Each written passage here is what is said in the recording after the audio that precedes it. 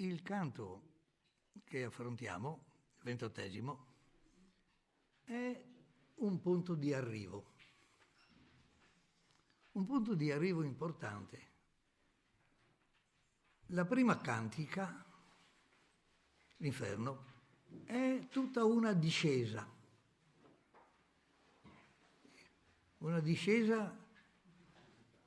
tremenda, un passaggio da girone a girone che fa vedere una serie orrenda di punizioni, di peccatori impenitenti fermi nella loro colpa, che ammettono, sanno che il loro destino è bloccato dalla loro volontà di non pentirsi, perché questo è il dramma, la loro volontà di non pentirsi, e che quindi è immutabile. È una discesa spaventosa. Per Dante che cosa ha significato? Il vedere il risultato di una vita che ha accettato un'impostazione tutta sbagliata.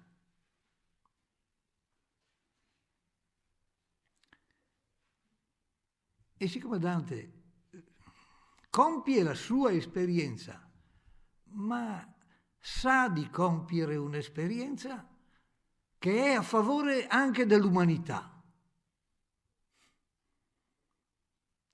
E questo fatto di sentirsi responsabile per le doti che ha ricevuto di fronte all'umanità lo fa essere così autentico, veritiero, a non nascondere la verità tremenda della decisione di rifiutare il Dio, che questa è la colpa fondamentale, rifiutare Dio e la sua volontà,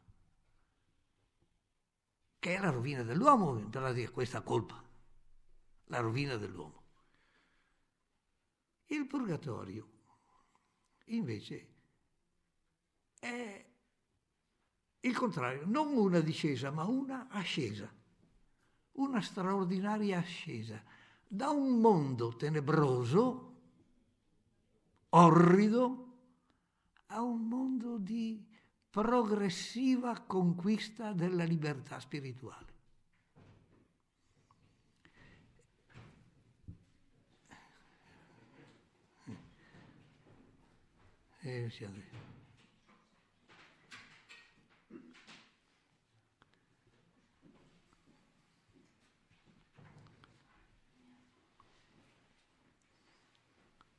Si passa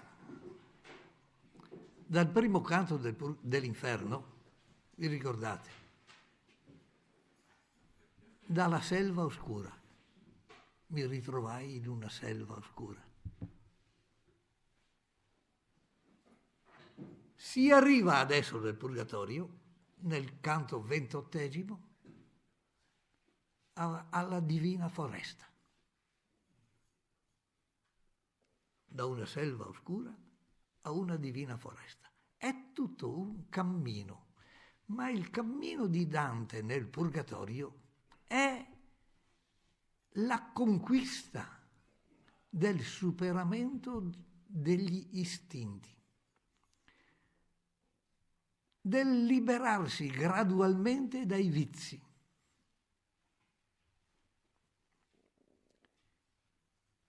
I 7 gradoni del Purgatorio sono i 7 gradoni che ricordano i 7 vizi capitali: superbia, avarizia, lussuria, ira, gola, invidia e acidia. E c'è un particolare, che le anime che hanno iniziato questa ascensione e sanno che magari sono stati superbi tante volte, ma sono stati anche avari, e allora devono passare un periodo di purificazione in un in uno di questi gradoni e sono stati anche talvolta pigri e allora pagheranno anche l'accidia, cioè devono scontare e liberarsi completamente dei vizi. È una conquista umana, una conquista morale, progressiva il purgatorio. Bisogna tenere conto di questo. Per rendersene conto bene, io vi invito, se avete il testo di Dante, a un passo che è importante e che è del canto precedente del 27, al verso 114, avanti.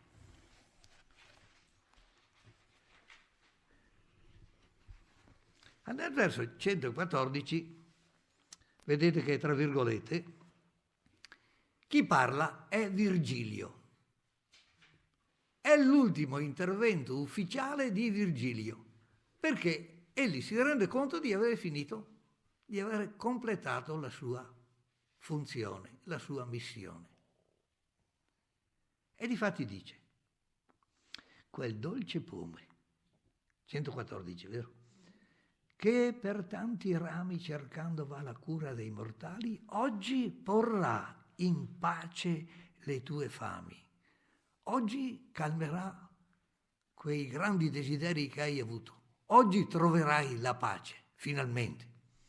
Virgilio in verso me cotali parole usò e mai non furono strenne che fossero di piacere a queste uguali e non ci furono mai annunzi che fossero uguali a questo. Tanto voler, sopravoler mi venne che l'esser su, che ad ogni passo poi, dell'esser su, che ad ogni passo poi al volo mi sentia crescere le penne. Si sente la voglia di andare avanti e la voglia di far presto. Come la scala tutta sotto noi fu corsa e fummo in sul grado superno, in me ficcò Virgilio gli occhi suoi e disse: il temporal fuoco e l'eterno veduto hai, figlio, e sei venuto in parte dov'io per me più oltre non discerno. Sei arrivato in parte in cui ho finito la mia funzione. Ho compiuto tutto quello che dovevo fare, l'istruzione che ti dovevo e che ti ho dato all'inferno e nel purgatorio l'ho completata. Tratto qui con ingegno e con arte. Lo tuo piacere omai prendi per duce. Fuor sei dell'erte vie, fuor sei dell'arte. Che vuol dire? Io ti ho tirato su con ingegno e con arte. Arte, tutta la mia capacità di poeta, di artista, sì. Ormai prendi per guida, che cosa? Pensate, il tuo piacere. Hai purificato talmente i tuoi desideri che quello che adesso vuoi è buono. Segui il tuo piacere, non i tuoi capricci. Hai risanato la tua anima umanamente che non puoi non volere il bene. Sei fuori dalle strade erte, difficili, e dalle strade strette, le due parole sembrano un giochetto.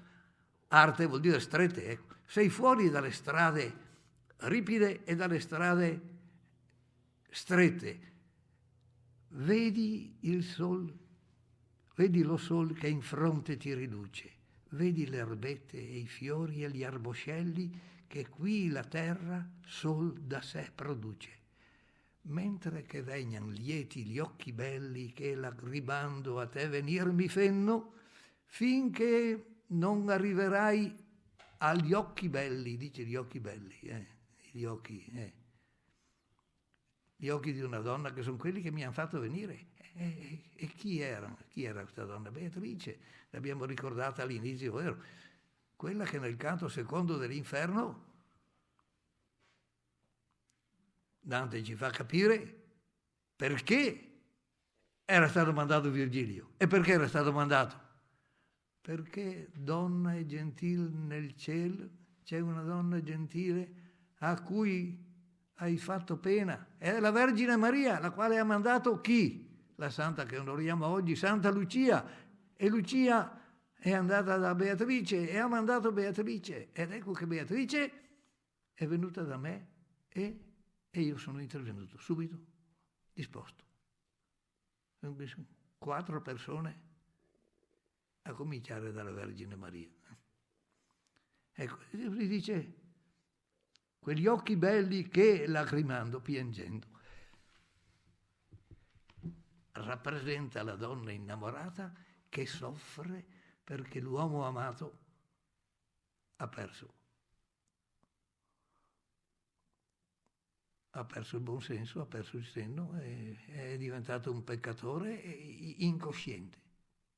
E quindi ecco, doveva fare tutto questo lavoro Virgilio, farlo prendere coscienza della condizione miserevole in cui era e guidarlo a riavere una vita sana, una mente corretta, un'intelligenza che sa vedere la verità.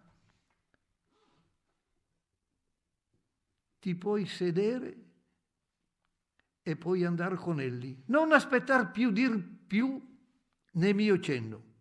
Non aspettare, non ti dico più niente, non devo dirti altro. Libero, dritto, sano è il tuo arbitrio. La tua volontà adesso è libera, dritta e sana. E fallo fora non fare a suo cenno. E sarebbe un errore che tu non seguissi questa tua volontà ormai libera, dritta e sana. Perch'io te, sovra te, corono e mitrio. Io ti incorono umanamente. Riconosco che hai recuperato la tua umanità intera, sana, e che la tua volontà è perfettamente risanata. Che razza di lavoro era stato? Ecco, tutto il purgatorio di Dante è questa operazione fantastica, fatta da Virgilio e che lui ha programmato. È piena poi di particolari ricchissimi.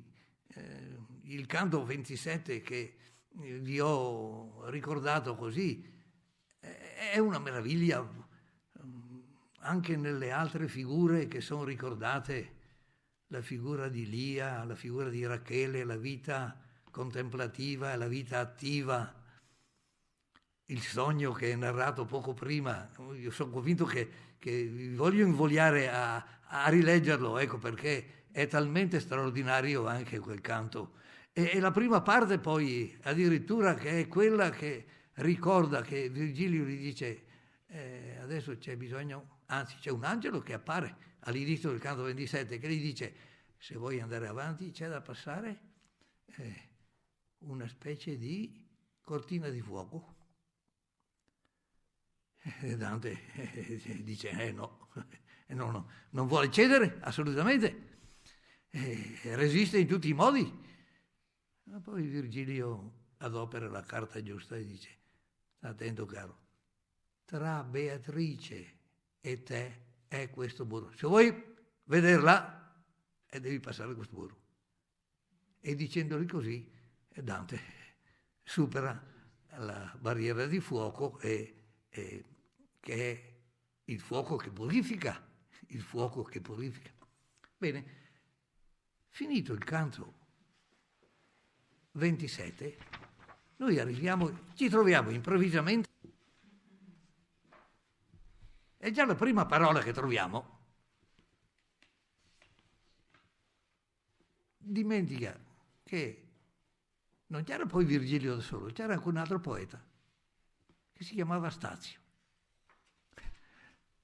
Però dice vago. Leggo.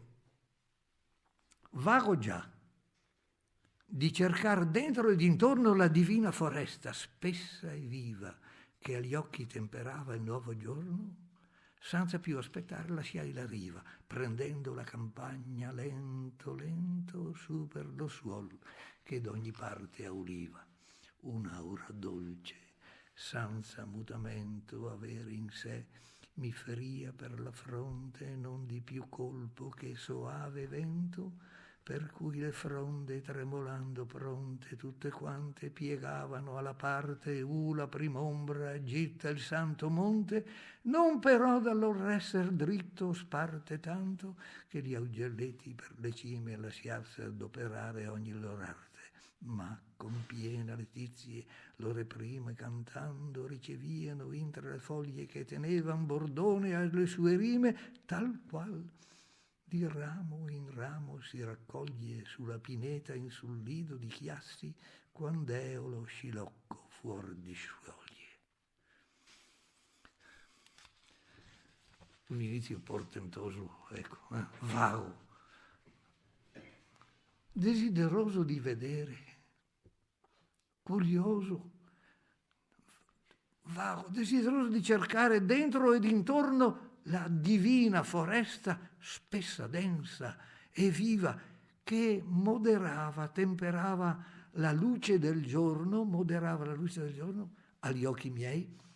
Io, senza più aspettare, lasciai la riva, entrando dentro alla campagna, lento, lento, per vedere tutto come al solito, su per lo suol che d'ogni parte olezzava. Dunque, l'impressione visiva è la prima, ma la seconda è del profumo della selva, della divina foresta. Un'aura dolce, senza mutamento avere in sé. Mi feria, mi toccava, ma è leggerissima, non di più colpo che un vento soave, per cui le fronde, tremolando, pronte, tutte quante piegavano alla parte dove il santo monte getta la prima ombra. Ecco, insomma qui, non so se avete già figlioli che facciano, che debbano trovare le figure retoriche, come fanno adesso i professori che domandano di scrivere tutte le figure retoriche che ci sono in questa poesia, che è una cosa disperante, vero?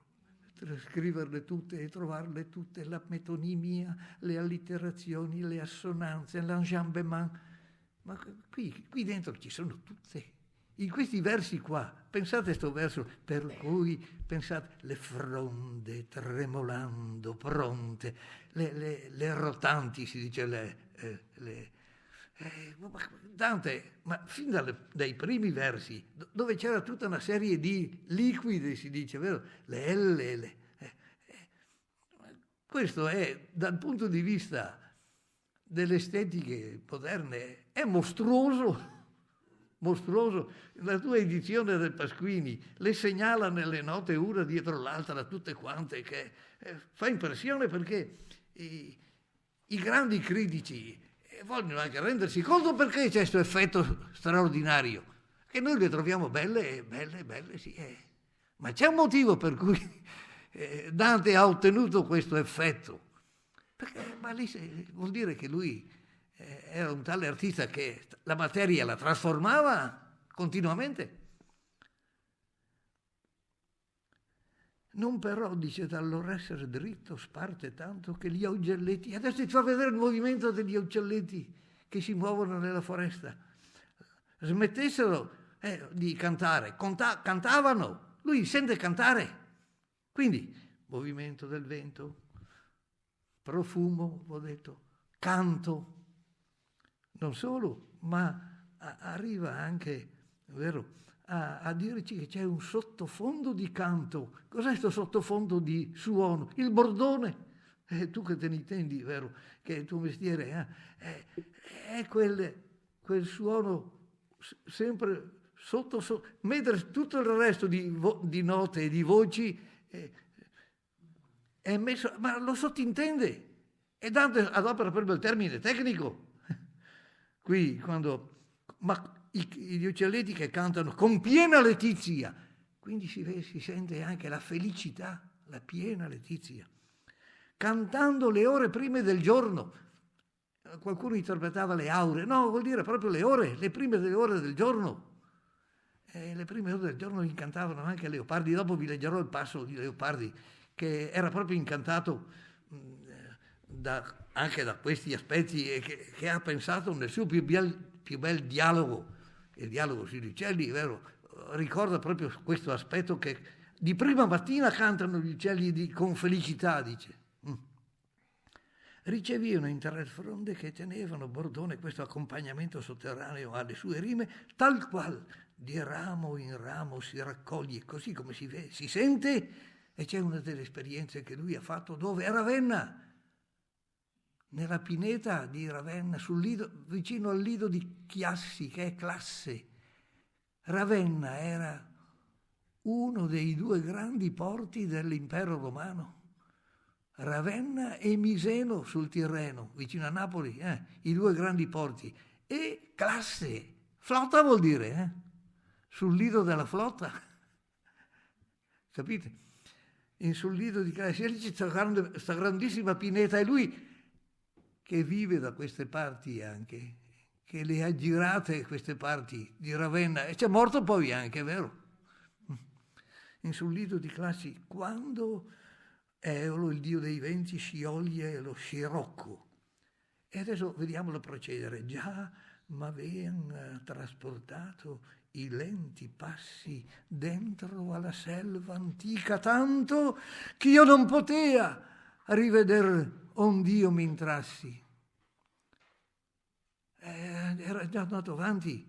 Sentite qua, ecco, l'enjambement, tanto che io non potea, bisogna andare a capo, no? Non potea ritener dov'io m'entrassi. Ed ecco, più andar mi tolse un rio che in ver sinistra con sue picciole onde piegava l'erba che in sua ripa uscio. Un ruscello che verso sinistra con le sue piccole onde piegava l'erba che era sulle sue rive. Tutte l'acque che son di qua più monde parriano avere in sé mistura alcuna verso di quella che nulla nasconde. Tutte le acque che sono sulla terra, sulla nostra terra, sembrerebbero avere una mescolanza, essere sporche rispetto a quella che non nasconde nulla, che è limpidissima. Sebbene avvegna che si muova bruna, bruna, sotto l'ombra perpetua che mai raggiar non lascia ivi sole, né luna, meravigliosi versi, bruna sotto, bruna, bruna, la ripetizione, il lento, lento. Ma questo canto è strepitoso e sbalorditivo nella tecnica, tra l'altro, sotto l'ombra perpetua, che è un quadrisillabo, che mai non lascia raggiare ivi sole né luna. Coi piedi stretti e con gli occhi passai di là dal fiumicello per mirare la gran variazione dei freschi mai, cioè l'enorme varietà dei fiori. E là m'apparve, sì, come gli appare subitamente, cosa che disvia per maraviglia, tutt'altro pensare, una donna soletta che si gia e cantando e scegliendo fior da fiore ond'era pinta tutta la sua via. E qua bisogna tacere quello che si possa dire. Vi vedete già tutto quello che hanno fatto i nostri pittori del Rinascimento. Pensate a Botticelli, che so io. Per dirne uno, ecco, ma già citano gli affreschi del buon governo di Siena, i commentatori citano tutti i passi o tanti passi dove questa scena è stata rappresentata, ma fino ai pre-raffaelliti, tu che giri tutti questi posti, vero? Tu puoi dirle che li hai visti dappertutto, insomma, ecco, è la verità. E cantando, sta donna che canta e che sceglie i fiori, di cui era tutta dipinta la sua strada. E lui si rivolge: deh, bella donna, che ai raggi d'amore ti scaldi. Si vede che sei innamorata. Questo vuol dire. Se io vuol credere ai sembianti che sogliono essere testimoni del cuore, e le apparenze sono essere testimoni di quello che senti dentro. Vegnati in voglia di trarreti avanti, dissi io a lei, verso questa riviera, verso questo fiumicello, tanto che io possa intendere, vuol sentire quello che canta.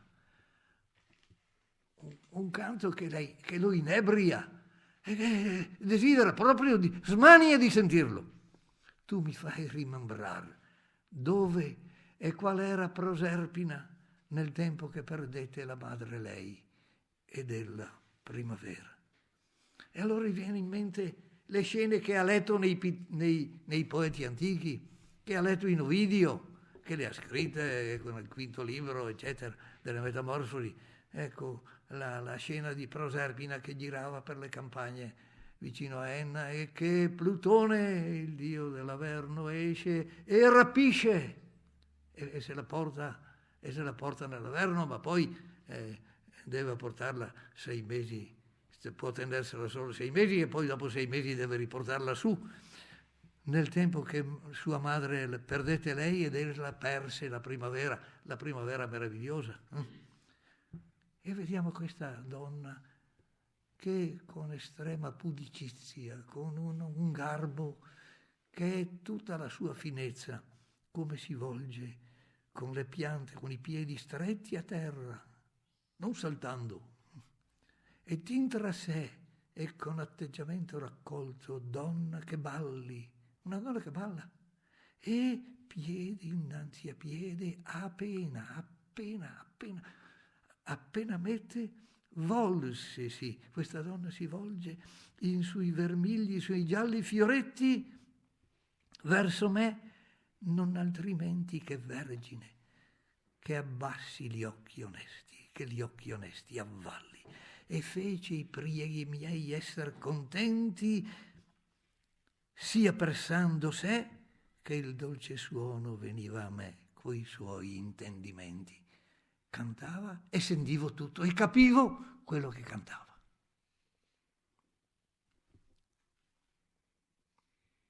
Tosto che fu là, dove l'onde sono bagnate già dall'onde del bel fiume, di levar gli occhi suoi mi fece dono. Il dono, ecco, mi mostrò i suoi occhi, mi fece vederla in faccia.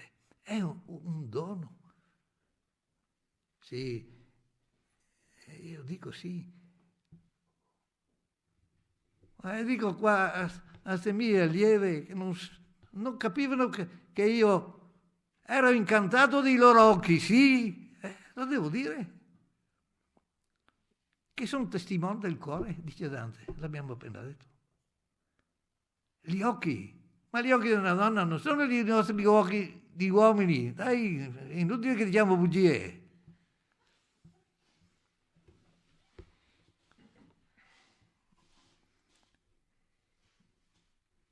Mi fece dono dei suoi occhi. Non credo che splendesse tanto lume. Ci vede la luce dentro gli occhi. Sotto le ciglia Venere, trafitta dal figlio. Quando Venere fu trafitta da suo figlio, fuori di tutto il suo costume, quando Cupido la colpì per sbaglio, non credo che splendesse talmente come splendevano gli occhi di questa bella donna che aveva davanti. Ella rideva, sorrideva vuol dire, vero? Dall'altra riva dritta, trattando più color con le sue mani, raccogliendo più fiori e farnando delle ghirlande, fiori che l'alta terra, senza seme, senza che ci sia del seme, produce.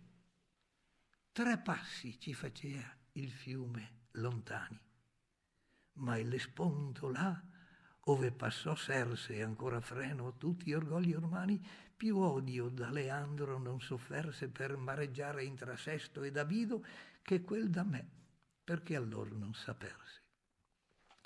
Erano 3 passi che ci tenevano, sto fiume ci teneva lontani 3 passi soltanto, ma l'Ellesponte là, dove passò Serse con la spedizione che andò contro la Grecia, una spedizione che fu fu un atto di presunzione tremendo da parte di Serse, perché credeva di schiantare e di far sparire la Grecia, e invece dovette tornare indietro lui, e fu un motivo di umiliazione del suo orgoglio, e lo dice la spedizione tutta fallita, che è freno ancora a tutti gli orgogli dei potenti. Quella distanza dell'Ellesponto, e qua ricorda un'altra leggenda. Quel tratto dell'Ellesponto che un uomo innamorato, un giovane innamorato, percorreva a nuoto per andare a trovare Ero, la sua ragazza, che era al di là dell'Ellesponto. E andava e veniva lui. E però una volta una tempesta lo fece annegare. Quel tratto di mare non fu più odiato da Leandro per il fatto di mareggiare tra Sesto ed Abido, che sono le due località, una da una parte e una dall'altra, che quel tratto di Fiumicello, perché allora non si aperse. Lui avrebbe voluto che si aprisse, che si aprisse come il Mar Rosso, ecco, addirittura. Ma la donna parla. Voi siete nuovi e forse perché io rido. Finora avete sentito che parla solo di se stesso, ma lei parla invece voi, perché vede che ci sono anche gli altri due poeti. Cominciò ella in questo luogo, eletto all'umana natura per suo nido, maravigliandoti envi alcun sospetto, ma luce rende il salmo delectasti che puote disnebbiar vostro intelletto. Voi siete nuovi, non avete pratica del posto, e forse per il fatto che io sorrido in questo luogo scelto per suo nido, per l'umana natura, è il posto, è il paradiso terrestre che Dio aveva creato all'uomo perché ci stesse. Questo posto qui era stato scelto come nido per la natura umana. E forse vi viene, dice, qualche sospetto, ma il Salmo delectasti rende luce. Questo Salmo delectasti dice, leggo la citazione latina intera: quia delectasti me domine in factura tua, et in operibus manum tuarum exultabo, quam magnificata sunt opera tua, Domine. Dunque vuol dire, poiché tu mi allieti dei tuoi atti, cioè del prodotto della tua creazione, o Signore, e esulto per l'opera delle tue mani, come sono grandi le tue opere, Signore. Questo salmo è l'espressione naturale della felicità e del ringraziamento dell'uomo che si vede di fronte alle meraviglie della natura. E tu che sei davanti, tu Dante che sei davanti agli altri due, e mi pregasti, di s'altro vuoli udir, ch'io venni presta ad ogni tua questione, tanto che basti. Tu che sei davanti, di se vuoi sentire qualche altra informazione, che io sono disposta, presta il francesismo disposto vuol dire ad ogni tua domanda quanto è sufficiente. L'acqua, dissi io, e il suon della foresta impugnan dentro a me novella fede di cosa che io udii contraria a questa. L'acqua che vedo e il suono, il rumore della foresta mi mettono un dubbio, vanno contro a una opinione di qualcosa che io sentii diversa da questa. E lei risponde subito: ondella, io dicerò come procede per sua cagione ciò che a mirarti face, e purgherò la nebbia che ti fiede. Io ti dirò, ti spiegherò perché si avviene così per causa propria quello che ti fa stupire, e ti libererò dalla nebbia che ti impedisce di vedere bene la verità. E comincia con una solennità lo sommo ben, che solo a sé piace, fe l'uomo buono e a bene, e questo loco diede per arra a lui di eterna pace.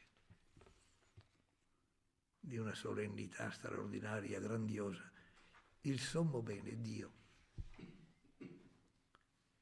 che solo a sé piace, vuol dire che è motivo di felicità a se stesso, felicità che non potrebbe venirgli da nessun altro, perché è la felicità in sé, è il bene in sé. E gode di questa felicità e ha voluto parteciparne l'umanità. Questa è la meraviglia. E ha creato l'uomo buono e tale da fare il bene, capace di fare il bene. E gli diede questo luogo, questo paradiso terrestre, come caparra di una pace eterna. Glielo diede come anticipo. Dunque una terzina meravigliosa, con un inizio solenne, ma per dire che quello che ha voluto Dio per l'uomo l'ha fatto buono e l'ha fatto capace di fare bene. E gli ha dato questo in anticipo di quella pace che Dante nomina tante volte. Lui aveva cercato la pace dell'anima e aveva sempre stentato a trovarla. E adesso sta arrivando alla pace. Per sua difalta, l'uomo, per sua colpa, vuol dire, per suo errore, qui dimorò poco. Per suo errore, lo ripete, questa è l'anafora, vero, nelle figure retoriche. In pianto ed in affanno cambiò onesto riso e dolce loco, e dolce gioco. Ecco, ha cambiato con il suo peccato quello che poteva essere onesta felicità e piacevole gioco, l'ha cambiato in pianto e in affanno. Il peccato ha rovinato tutto. E adesso spiega anche la causa. Perché il turbar che sotto da sé fanno l'esalazione dell'acqua e della terra, che quanto possono dietro al calor vanno, all'uomo non facesse tanta guerra, questo monte salio verso il ciel tanto e libero né indi né d'indi ove si serra. Dunque, i versi sembrano complicati, ma non lo sono tanto, vedrete che sono più semplici di quello che pare.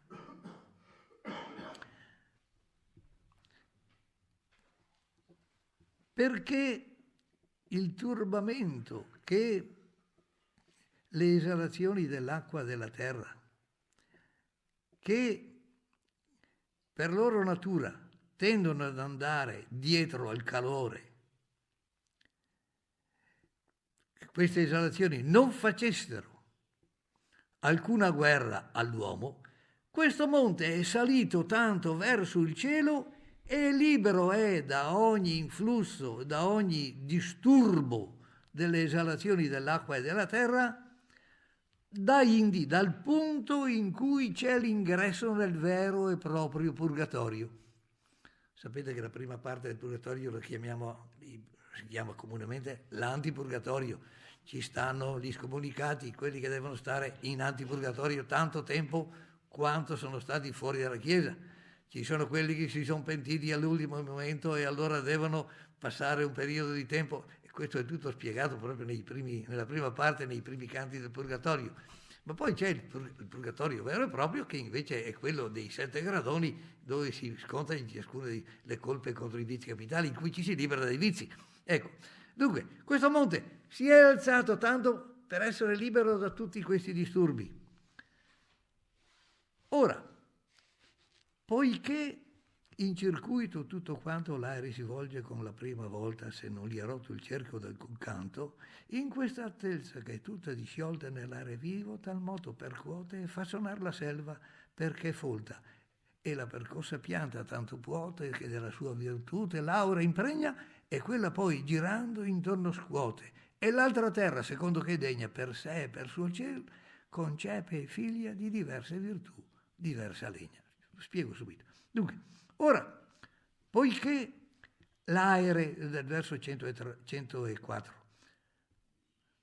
vuol dire l'atmosfera, si muove tutta quanta, gira tutto attorno a questo monte, se non trova impedimenti, se il cerchio non è impedito in qualche parte, questo movimento dell'atmosfera percuote, cioè batte, urta contro la cima del monte, che urta nell'aere vivo e fa risuonare la selva così tutta folta com'è, e la pianta percossa della selva ha tale possibilità che dalla sua virtù seminale o generativa, impregna l'aria, e quest'aria scende e andrà sulla terra, e poi girando questa atmosfera scuote tutto sto influsso e sta aria piena di semi che cadono nell'altra terra, la quale, secondo che è degna, per sé e per il cielo e per l'influsso celeste in cui si trova, per la zona rispetto alle stagioni in cui si trova, concepisce e figlia, fa nascere diverse degna, cioè piante diverse con diverse capacità. Vuol dire semplicemente questo. Il movimento dell'atmosfera è tale che il suo influsso poi si diffonde sull'altra terra, quella abitata dagli uomini. Tenete conto che il Purgatorio è su una grande isola ed è un monte che si eleva altissimo, ed è circondata da un emisfero di acque. L'altra parte invece è tutta terra. L'atmosfera porta questo influsso di semi di tutte le piante della divina foresta, e pare, e la nomina anche nel canto 27, che le piante nascono tutte naturalmente. Non è vero, tutte quante nascono perché dal movimento dell'atmosfera che si impregna di tutta quella capacità seminale di semi, ecco, le piante nascono dappertutto e ce n'è un'abbondanza grande. Non parrebbe di là, poi meraviglia, udito questo, quando alcuna pianta senza seme palese vi si appiglia. Non dovete meravigliarvi, dice, se nella vostra terra vedete sorgere una pianta che non avete piantato. L'influsso viene da più alto. È stupefacente, dice, vero? E devi sapere che la campagna santa dove tu sei, d'ogni semenza è piena, e frutto ha in sé che di là non si schianta. Ecco. E ha la capacità di agire e di far produrre frutti e risultati.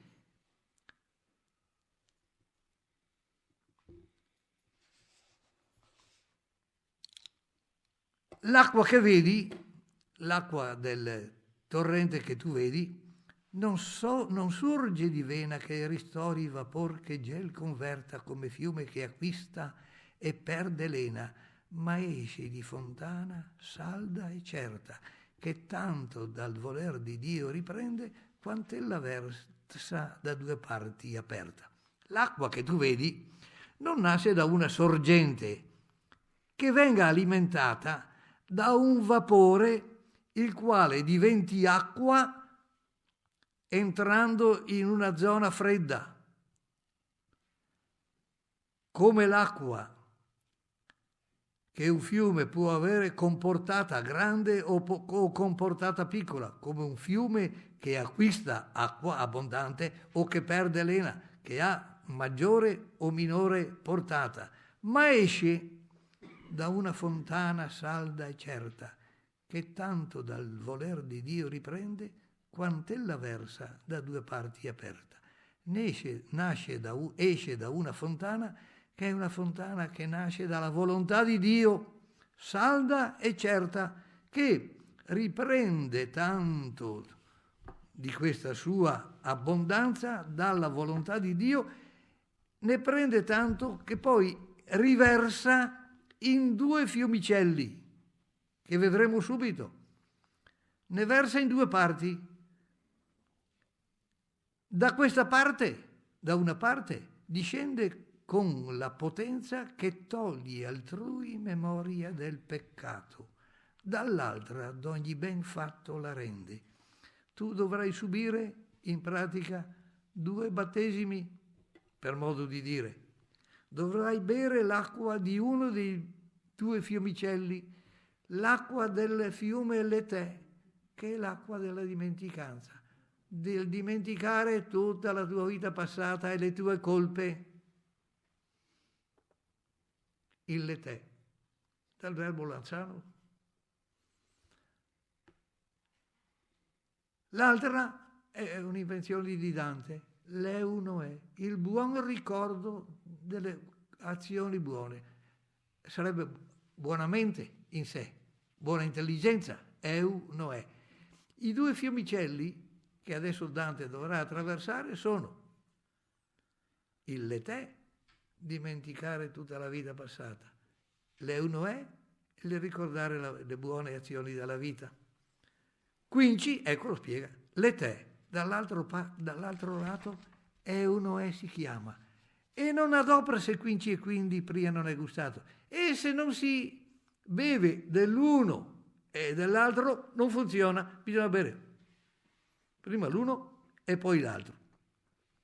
A tutti estos sapori, a tutti gli altri sapori esto di sopra.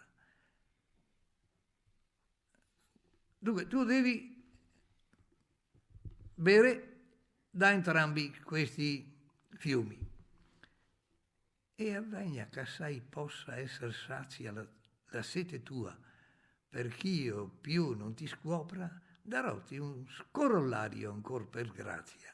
Ne credo che il mio dirti sia men caro, se oltre promission teco si spazia. Dunque, questo sapore è superiore a tutti gli altri, e sebbene la sete, il tuo desiderio di conoscere, possa essere soddisfatto, e debba essere soddisfatto, e quindi io mi sento obbligato a scoprirtelo e a spiegartelo, ti darò un corollario per proprio farti un favore particolare. E non credo che le mie parole ti siano meno piacevoli se va al di là di quanto avevo promesso, se ti dico qualche cosa di più di quanto avevo promesso. Vediamo il finale del canto. Quelli che anticamente poetarono l'età dell'oro, sono stato felice, forse in Parnaso esto loco sognaro. Qui fu innocente l'umana radice, qui primavera sempre d'ogni frutto, nettare è questo, di che ciascun dice. Quelli che anticamente poetarono, gli antichi poeti, hanno poetato l'età dell'oro, sì. Molti poeti antichi hanno detto che c'è stata un'età dell'oro. Prima l'età aurea, poi l'argentea, poi quella di bronzo, vero? E l'ha cantata proprio i poeti. Ma dove l'hanno trovata sta roba? Forse sul Monte Parnaso, il Monte dei Poeti, il Monte delle Muse, là hanno sognato. Se la sono sognata loro, a cosa sta dicendo la bella donna? Sta dicendo, i poeti ne inventano tante. Guardate come reagiscono i 2 poeti che si guardano in faccia. Qui, spiega e continua, la stirpe umana fu innocente, qui c'è primavera sempre e d'ogni frutto c'è qui. Questo di cui ciascuno parla è nettare, dolcissimo. Loro hanno inventato questa età dell'oro, l'hanno immaginata, un'età di felicità, un'età in cui tutto è a disposizione dell'uomo. Io mi rivolsi allora, Dante si gira e guarda gli altri. mi rivolsi indietro allora tutto ai miei poeti e vidi che con riso udito avean l'ultimo costrutto. Poi alla bella donna tornai il viso. Vidi che sorridono perché dicono sì, abbiamo seguito l'ispirazione che ci ha fatto pensare a queste cose, ma in realtà che cosa ne sapevamo noi della natura dell'uomo, che cosa sapevamo noi del paradiso terrestre, che cosa sapevamo noi di un periodo di felice. Ce lo siamo immaginato. Ecco, loro sorridono di se stessi. È un caso rarissimo di ironia partecipata da Dante ai poeti che lo accompagnano, a Virgilio e a Stazio.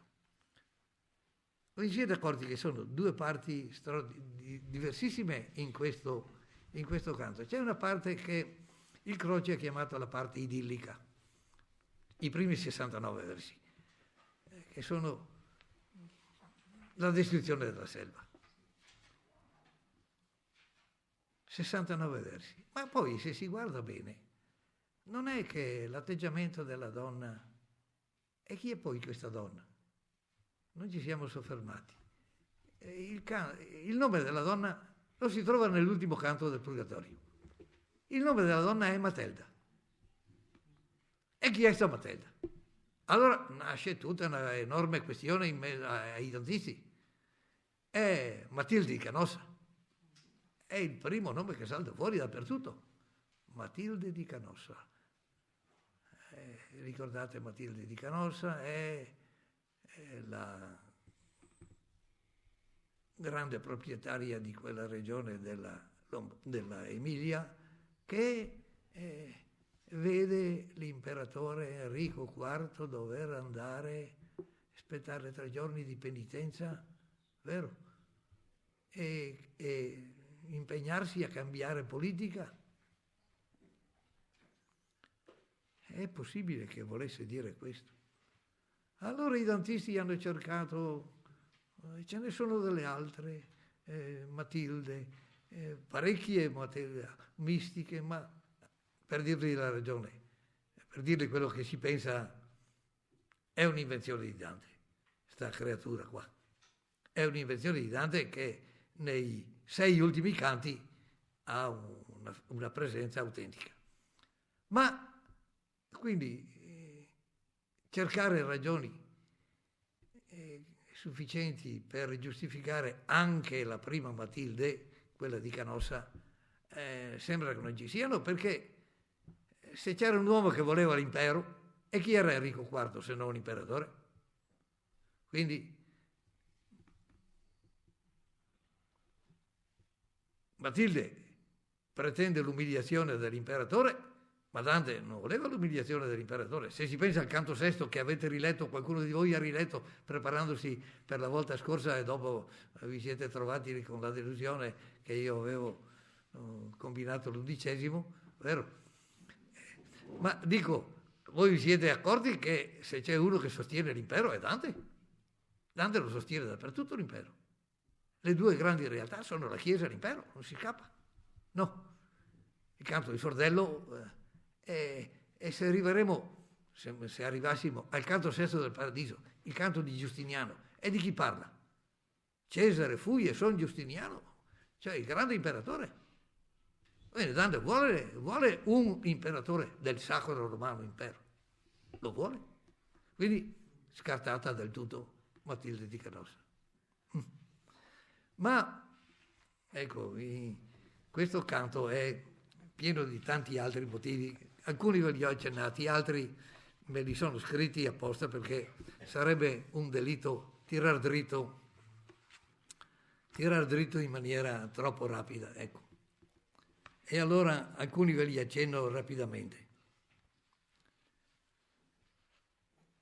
Vi ho accennato che il fatto che nel Purgatorio Dante compie un'autentica purificazione. E quali sono gli elementi essenziali di questa purificazione? Sono 3. La preghiera, la meditazione e la penitenza.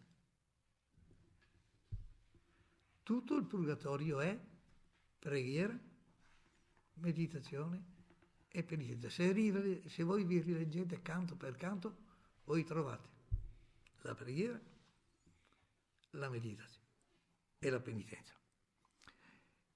La meditazione che cosa riguarda in particolare? In ogni cornice del purgatorio voi sapete che ci sono scene del vizio punito e dall'altra scene della virtù premiata. La meditazione deve portare a considerare il modo di evitare il vizio e di guadagnare invece la virtù opposta al vizio. È un discorso tutto graduale quello che Dante fa, ma lo accompagna. Vi dirò un altro aspetto che è molto curioso. Il canto 28 è l'opposto del canto primo, dell'inferno. Se voi rileggete il canto primo, trovate tanti versi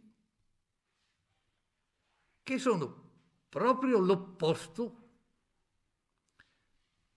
Per esempio, qui Dante a un certo momento dice: e come sono arrivato qua?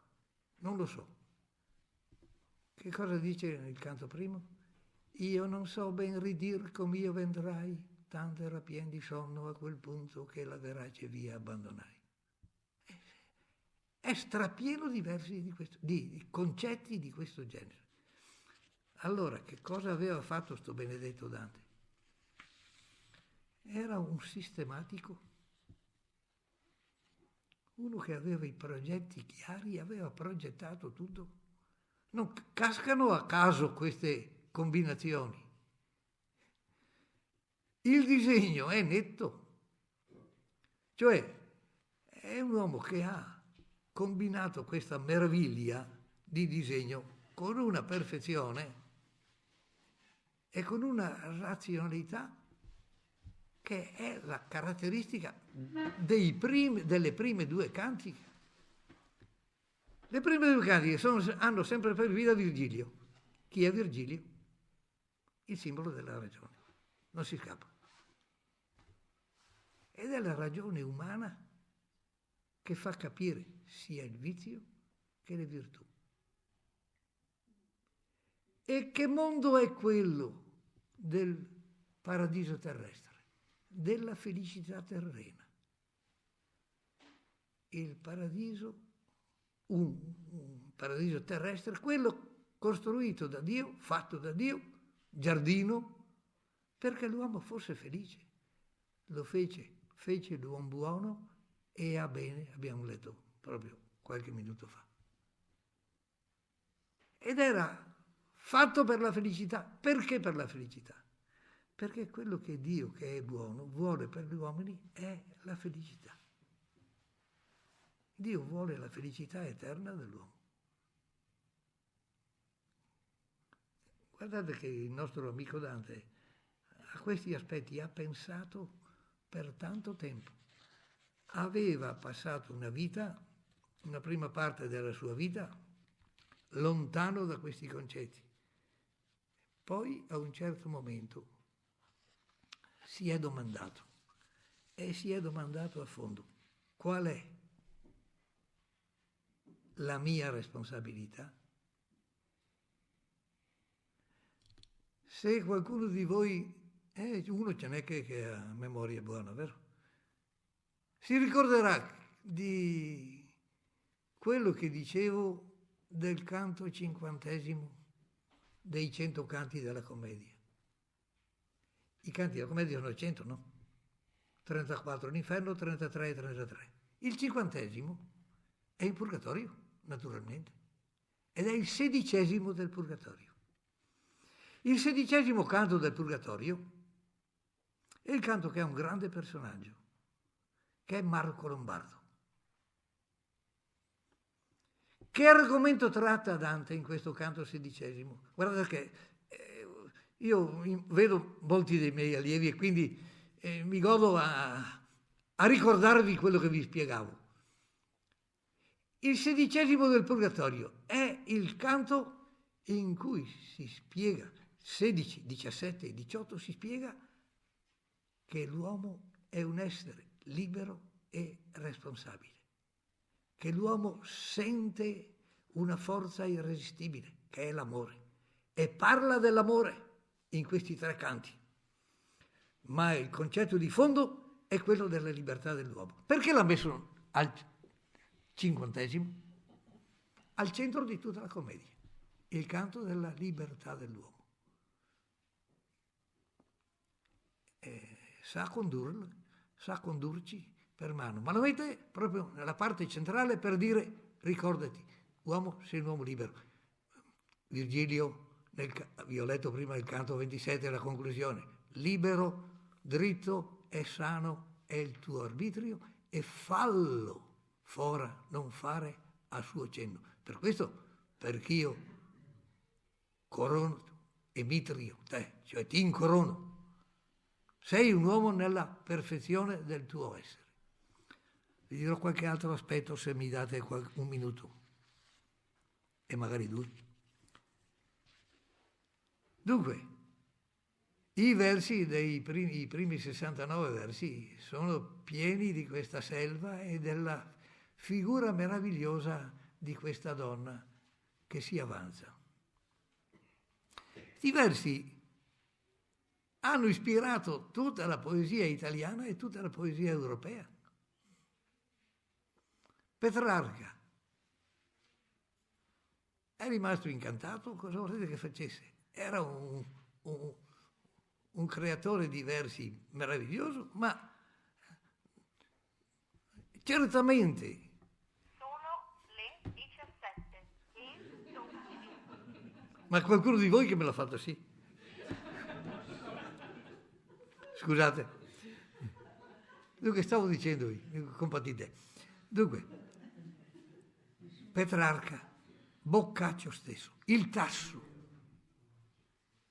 hanno imitato questi versi in maniera spettacolosa. Vi ho nominato Botticelli con La primavera, si dice. Ma pensate a Leopardi. Adesso io vi dico qualche verso di Leopardi.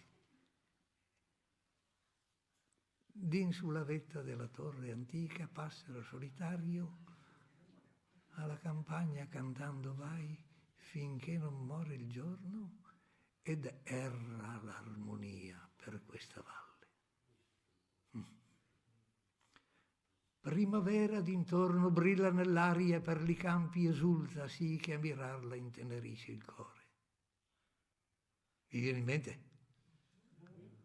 Odi greggi belar, muggire armenti, altri augelli contenti per lo libero ciel fan 1000 giri, pur festeggiando il lor tempo migliore. Guardate che sembrano tirati fuori, ecco, da queste situazioni. Sì, lo ammettono tutti, non c'è bisogno di dire, ecco, sono stati talmente un'ispirazione per tutti che vi accennavo a Leopardi prima e mi sono tirato giù le parole che lui ha scritto nell'elogio, ecco. Gli uccelli, dice nel più famoso dei suoi dialoghi, è il più perfetto, usano di cantare in sulla mattina allo svegliarsi, a che sono mossi parte dalla letizia che prendono del giorno nuovo. Dunque, Dante dice, piena letizia, vi ricordate? Sono le parole di Dante. È impressionante. E lui le scrive, ma anche il concetto è lo stesso. E l'ha messo, vi ho detto, nel dialogo più perfetto di tutta la prosa leopardiana, che è una prosa perfetta nelle operette morali, vero? Ecco, vabbè. Ma si domanda, dove ha inventato, come ha fatto? E allora dicono E questo lo dicono un po' tutti, ma io un pochino da ultimo della classe lo contesterei. Dicono che è l'essenza dello stilnovismo. L'altissimo concetto della donna che c'è nello stilnovismo. E mi citano Guido Cavalcanti. È un po' il mio pallino, vero? Sapete che questo argomento del rapporto tra Guido Cavalcanti e Dante, che contesta Guido dappertutto, lo contesta sempre. E anche il Bosco, che è un acutissimo interprete di Dante, e mette Guido Cavalcanti. E mi cita addirittura quella poesia di Cavalcanti, perché te la ricordi? In un boschetto trovai pasturella, come la stella bella a mio parere. Comincia così. E a me viene la voglia di strozzarlo, poveretto. Se c'è una poesia che finisce in maniera indecente, diciamo così, è questa. Come si fa a metterla assieme? Intollerabile. Ecco, va bene. Siccome in classe l'algevo, ve l'ho letta di sicuro, ecco, se avete un'antologia non fate fatica. Ripeto, in un boschetto trovai pastorella. Quando l'avrete riletta mi direte, forse qualcuno si ricorda come io definivo la poesia. Vabbè, basta, adesso non vi dico altro. Lo smetto per stasera perché sennò, ecco, portate pazienza. Ho finito.